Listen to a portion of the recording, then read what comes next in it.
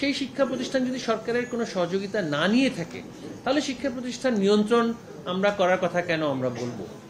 যে এখানে যেই সব ধরনের শিক্ষা প্রতিষ্ঠান সরকারের কোনো নিবন্ধন, জাতীয় পাঠ্যক্রম কোনো কিছুই সেখানে পালন করছে না, মানছে না, তাদের নিয়ন্ত্রণ আমরা না করে যারা জাতীয় পাঠ্যক্রম অনুসারে পাঠদান করাবেন তাদেরকে আমি বন্ধ করে দেওয়া বা তাদের বিরুদ্ধে ব্যবস্থা নেওয়ার কথাটা না বলে আমাদের যেটা করা উচিত সেটা হচ্ছে শিক্ষা প্রতিষ্ঠান সেটা পাঠদান করার জন্য তারা যে কোনো উদ্যোক্তা তারা সেটা খোলার জন্য আমরা উন্মুক্ত মানসিকতা নিয়ে আমরা চাই তারা খুলুক।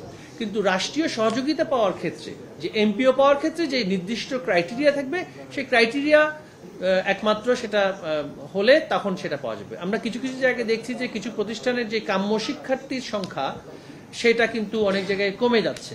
সেক্ষেত্রে কাম্য শিক্ষার্থীর সংখ্যা যদি কমে যায় তখন তো রাষ্ট্র সেখানে কন্টিনিউয়াস যে ইনভেস্টমেন্ট সেটা তো দেওয়া সমীচীন হবে না।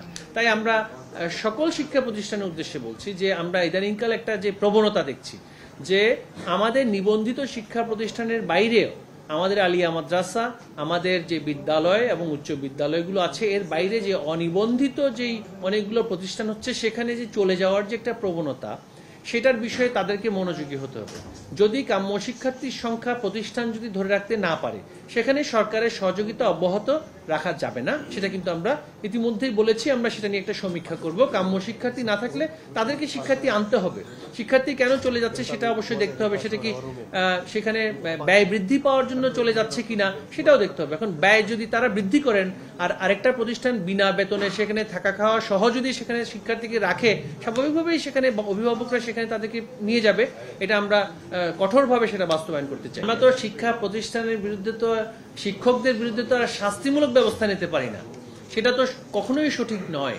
যদি সেই শিক্ষা প্রতিষ্ঠানে শিক্ষার্থী পাশ না করার পেছনে কারো গাফিলতি থেকে থাকে সেটার বিরুদ্ধে ব্যবস্থা নেওয়া যাবে, কিন্তু রাষ্ট্রের যেই বিনিয়োগ সেই শিক্ষা প্রতিষ্ঠানে সেটা বন্ধ করে দেওয়াটা সঠিক হবে না। করছি এটা বলা যাবে না, কিন্তু যখন আমরা দেখছি যে শিক্ষার্থীর সংখ্যা কম, সেই কারণে সেখানে কৃতকার্য শিক্ষার্থীর সংখ্যা কমেছে, তখন কিন্তু আসলে সেভাবে করে বন্ধ করা হয় না।